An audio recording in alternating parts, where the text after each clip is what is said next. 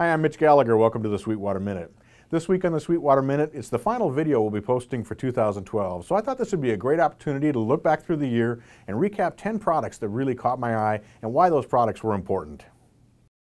On the guitar front, the PRS 408 really jumped out at me, and the reason is the pickups that are in that guitar. It has two humbucking pickups that you can split to get a single coil type sound, but the way that they're set up is the volume really doesn't drop when you split them to single coil. So you get a very full sounding, a real authentic single coil sound out of them without losing the volume compared to when you're at the full humbucking setting. The Universal Audio Apollo was an important product because it combined both an extremely high-quality audio interface with great sound quality, along with a UAD DSP-powered plug-in processor. So with one unit, you get both great I/O, as well as that processing power that you could use when tracking, mixing, and mastering. The Roland Integra 7 rack-mount synthesizer really gives you a one-stop place for creating your productions in your studio. It has basically a history of Roland's technologies all in one unit, so you can get all of the Roland sounds that you love, everything from supernatural to their older style sounds, as well as a lot of different effects, a lot of routing possibilities. Very flexible, very powerful synthesizer. The Marshall DSL amplifiers provide you with everything from vintage Marshall tones to high gain tones. There are 3 models in the series, a 15 watt, a 40 watt, and a 100 watt, so there are power ratings for whatever situation you might find yourself in. What's great about these amps though, is it's really a return to the traditional Marshall sound and feel, yet it's at a price point that's highly affordable. Avid's Thunderbolt HD native interface is important because it allows us to connect computers that we couldn't connect in the past to a full HD rig. So you can hook up a Mac Mini or an iMac, anything with a Thunderbolt connection, and really important, you could hook it up to a MacBook Pro that has a Thunderbolt connection and take your system portable.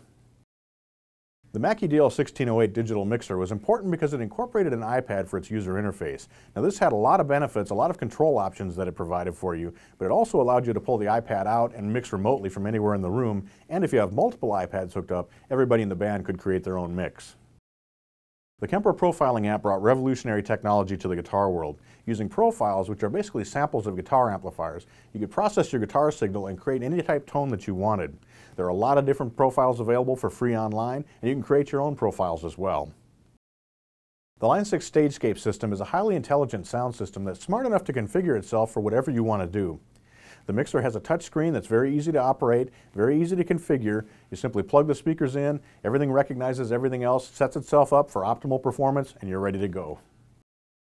If you've watched many of the videos we're doing here at Sweetwater, you may have noticed that we're using the Dangerous Music Source as our monitor controller. The reason for that is it's a very flexible monitor controller as far as routing goes. It accepts inputs from a lot of different sources, can control several sets of speakers and other outputs, and it sounds great. One of the most interesting products of 2012 was Wave Machine Labs Aria. When it was introduced at the NAMM show in 2012, there was a lot of buzz about it because this is a 48-track DAW that runs within an iPad, provides plugins, all the editing options, all the mixing options that we're used to having in a DAW, yet it's running inside an iOS device. Very revolutionary, and certainly a portent of things to come in the iOS world.